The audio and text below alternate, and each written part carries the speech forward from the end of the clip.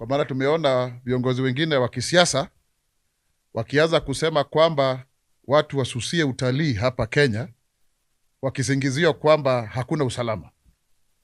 Utalii ni sekta muhimu sana ambayo inaangazia maisha ya watu wengi sana ambao wanafaidika na hilo. Kwa hiyo sio uzalendo na sio haki kuambia watu ni kana kwamba sasa watu wakisusia utalii itakuwa inamuumiza mtu fulani. Ni sisi sote ambao tunaathirika.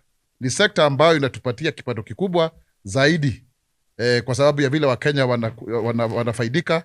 Tumekuwa na ile free visa ambayo watu wanaingia hapa na tumefaidika sana. Tumeongeza wale watu ambao wamekuja kutalii Kenya ni milioni 7.9, wakiwemo milioni 5.2 ambao ni Wakenya wenyewe. Sasa tukiwaambia watu wasitalii, ni kuambia Wakenya pia wenyewe wasiende kujivinjari na nchi tunayo nzuri zaidi.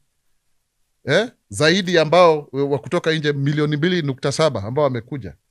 Wakati tulichukua usukani kama serikali walikuwa nakuja milioni 1.4, 4.8 million.